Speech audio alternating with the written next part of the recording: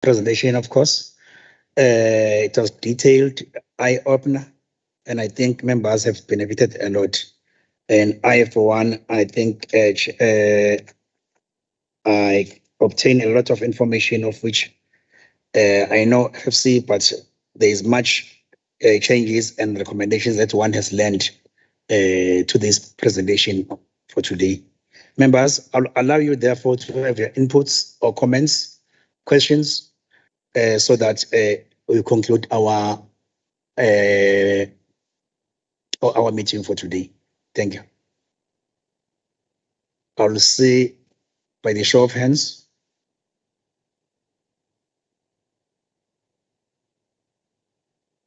I know that it's been a long day. You're exhausted.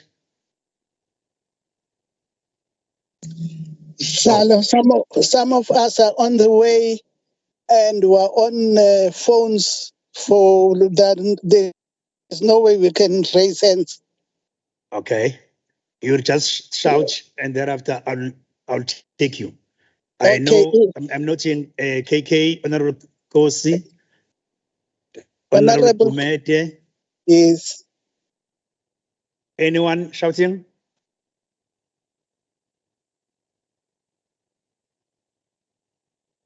Okay, let me take Honorable Kosi and thereafter Honorable Kumete will follow. Thank you very much, Honorable Chairperson, for giving us this opportunity to engage the trusted friends from the FFC. We really thank them for this presentation, but there are only two questions that worry me a lot. One of them they made mention of. I just want to find out, as a strong research institution, the FFC, I want to find out what should the country do at the short term in order to address the subdued economy. I was quite happy about the term the lady used, the subdued economy. Our economy has been subdued for a very long time, but it is not growing. That's why we are increasing the debt and everything. But I just want to find out, don't we have other mechanisms that we could use in order to release this subdued economy so that it creates jobs and unemployment? That's the first question. Then there's a question that I'm interested in from this FFC. I am just noticing year in and year out that the national government, the national treasury specifically, or government at a national level, when allocating resources to provinces and local government, and they like now to convert the ordinary grants to indirect grants. I want to find out from the FFC as to whether they are concerned in the past 5 years that indirect grants were not performing well because the national departments or government is too far to monitor the performance of the grants. Why I'm raising this is because I'm quite frustrated, because last week, when we engaged the National Treasury, we discovered that out of 82 million rand that was allocated for ECD to this Department of Social Development, and that monitoring was done by the national DSD, and the grant badly performed. Thus, as KwaZulu-Natal, out of that 82, we got a mere 38 million rand. Is it the finding of FFC in the past that indicated that indirect grants indeed perform badly? I'm interested on that one. Thank you, Chair. Thanks, Honorable Ngosi. Honorable Kumete. Thank you, Chair, and thank you for the presentation. I'm covered Honorable Nkosi's first question in economics. I won't report to that one. But I would like to ask from our friends here, do they research also outside the relationship between our country and outside and monetary institutions? Because there is a belief that there are those agreements that are written in very fine lines that end up subduing our growth in South Africa. The last one is simple. Are they going to send us the presentation in our emails? Thank you, Sir. Thanks, Honorable Kumete. I don't see any hands for now. Mr. Eckstein, with the team, I think you can respond, but I've got also one question. Noting that we have highlighted some of the issues that are the cause of the negative impact of our economy, the issue of pandemic, load shedding, and other stuff. But may I check that we have just said there are youth structures that are assisting in terms of youth development. Do you see these youth structures that were built by government assisting in ensuring that there is a reduction of unemployment? That's my concern in your assessment or in your research. Thank you. Mr. Eckstein and the team, you can respond. Thank you very much, Honorable Chair. With regard to the broad question of Honorable Nkosi about what needs to be done in the short term to revitalize the economy, our team will respond in detail with regard to that. But just on a general terms, I'd like to mention that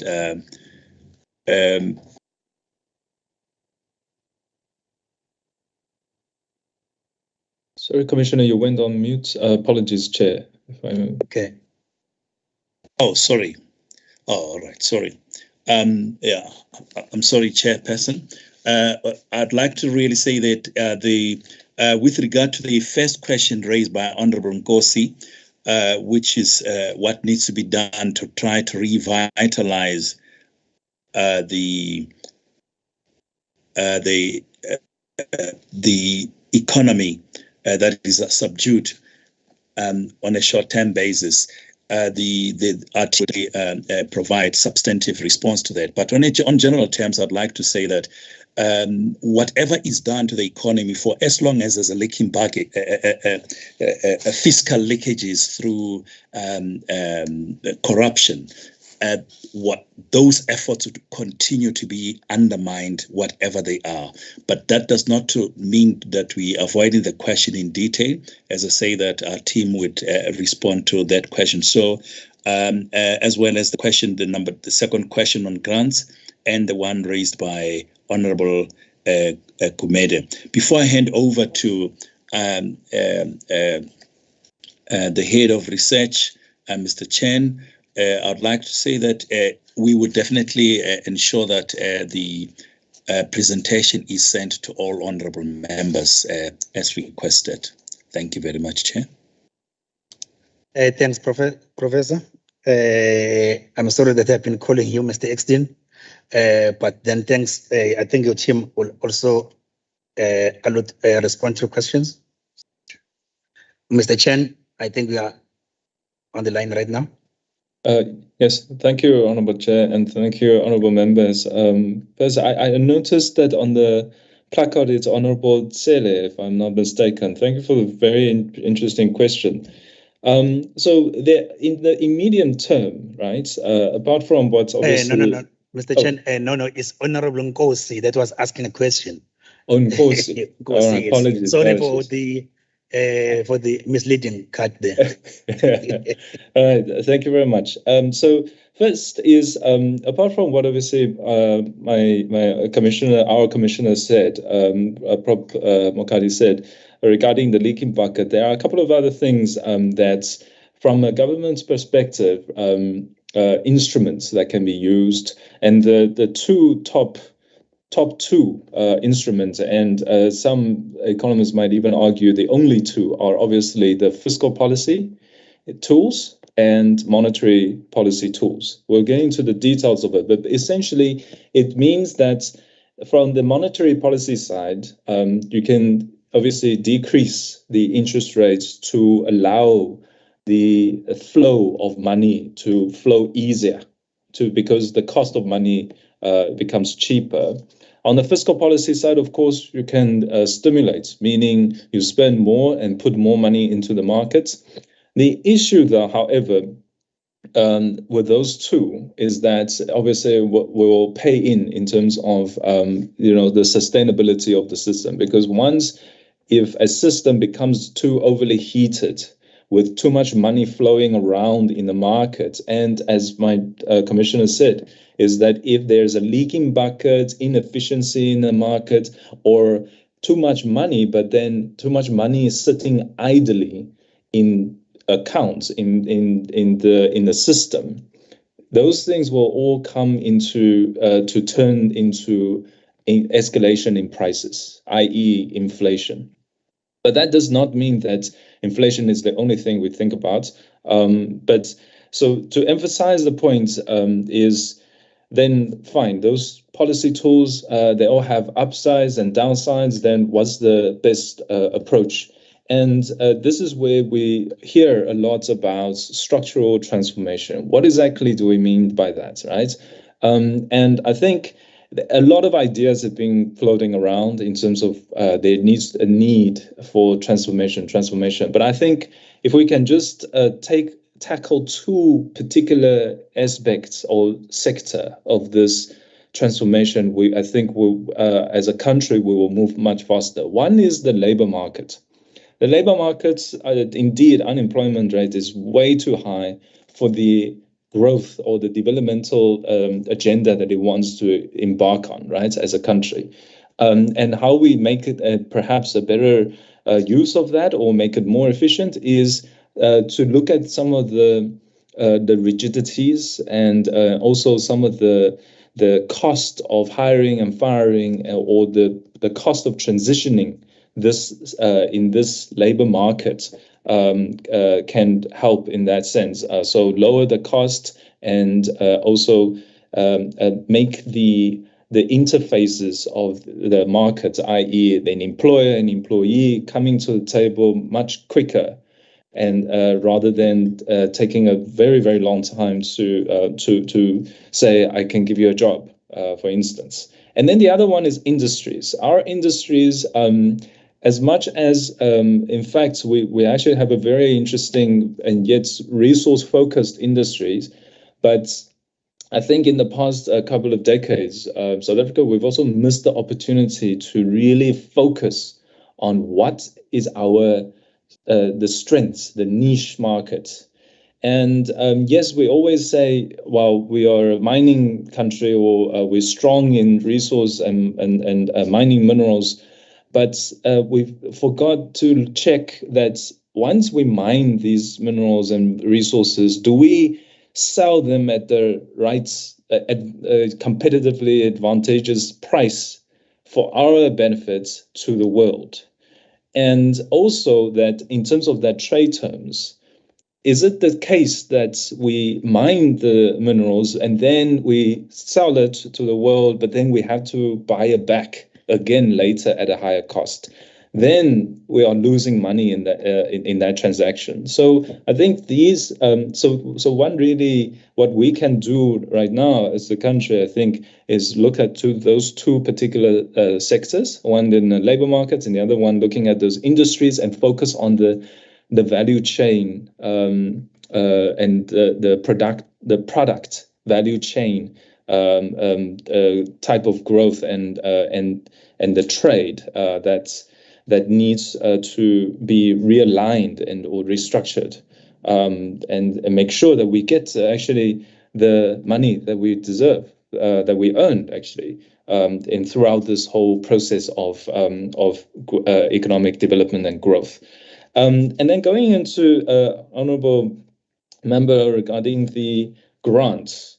Absolutely. We actually, in our submission, one of our chapters was lamenting about, with research evidence, that this re-centralization of transfers. And basically the long and short of it, and put it in simple terms, is that these indirect grants, the performances are terrible.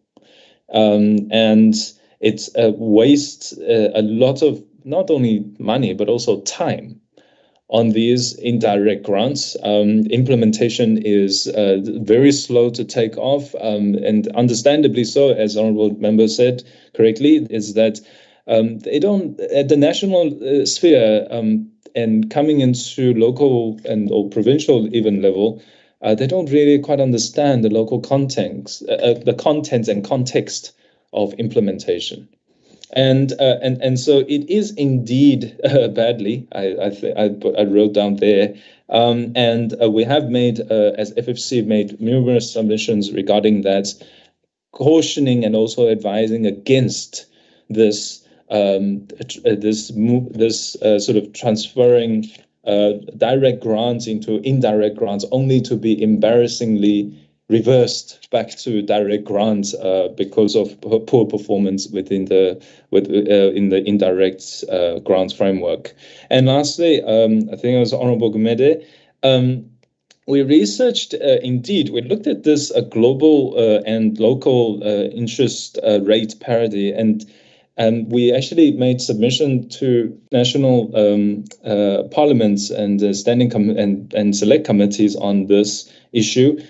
The issue here is and I think I'll say or reiterate what we said there, is that we are disappointed in that our monetary policy seems to be following the international trajectory to hike interest rates to try and combat inflation. We think it's the wrong tool, because this inflation, right, this era of inflation increasing globally, is not because of demand pull. It's not about because people are buying and selling too quickly, or there's too much money in the system. It's not a demand side problem. It's a supply side problem, right? And caused by the supply chain disruptions of the COVID and the disruption around the war in the Northern Hemisphere. And on particularly important resource, especially that of oil and gas, and which also impacts on logistics costs. And so it's the wrong tool to hike interest rates to fight this particular type of what we economists call cost push inflation. But the unfortunate fact is that when everyone else in the world are increasing their interest rates, and basically also increasing their return on their investments of their currency, if we don't catch up in terms of that parity to that the return on your investment, our currency would obviously depreciate, right? And so this is the catch-22, is that we think it's the wrong tool to apply, first of all, to hike interest rate. But at the same time, is if we don't, we will go into a collapse of our currency, which is quite dangerous for financial stability and sustainability. And one only has to look to countries like Turkey that went sort of the completely other way, and then only now to suffer both cost push and demand pull inflation to the excess of 70%, which is incredibly worrisome, right? Destabilizing an economy in that sense. So what that means that now, from South Africa's perspective, what one can do is two things to look at again. One is the trade terms. So one could go contrarian on these on the global, relative to the global trajectory, if our trade terms are strong. What that means is that so that we actually sell more than we buy, because that way we will build our foreign reserves. That way we can care less a little less about what it might do to whatever can happen to our currency. That's one. The other one is fiscal balances. So that this one is about debt. So if we have too much debt or foreign debt for that matter, and the two are exchangeable in a sense, then we can again, allow the currency to kind of take a bit of a hit on its value because we have these strong terms. But South Africa, I think, in the current state's financial balances, I mean, despite the recent improvements on the fiscal environment, it's still quite high. I mean, 70% of debt, and notwithstanding all the SOEs and SOCs causing these drawdowns on government guarantees, hiking debt further, and as well as our trade terms is that we have to look at that in the sense of supply chain disruptions, because rest assured, both these things, everyone else, all the other countries are looking at what we do as well. For instance, I mean, China obviously would take particular interest in what we do in terms of these particular balances, as it will affect their markets. Lastly, Honourable Chair, your points about youth on development. I think it's part and parcel of what earlier we mentioned about the structural reform that should take place. I think, yes, due to COVID and also post-COVID, not enough support have gone into this. And actually, it's not the only time. It's just it has been, I think, our particular weakness is that we haven't given enough opportunities to our youth, especially. Have not been enough attention about apprenticeship. There's not enough traineeship. There's not even enough internship, and to absorb them and to invest into them the future of South Africa. In that sense, we have been focusing a lot on skills and education, more like, but not enough, I think, to help them transitioning into employment and with opportunities. Honourable Chair, I think I hope that answers all, but more questions are definitely welcomed. No, thank you, Mr. Sen. I think most of the questions were answered. Honourable members, no one, I don't see any hand or any follow-up questions yet. Let me thank Professor Mokabi for the good presentations of your team. I hope now our program has come to an end. Our number 4 in our agenda, it was the closure. Let me thank once again for the members for attending or for connecting to this meeting. And also once again, Professor Mokabi, thank you so much. We will always ask you again for your inputs or your assistance. Thank you so much. Thank you very much, Chair. Thank you. Yes. Meeting agenda, colleagues. Thank you, Chair.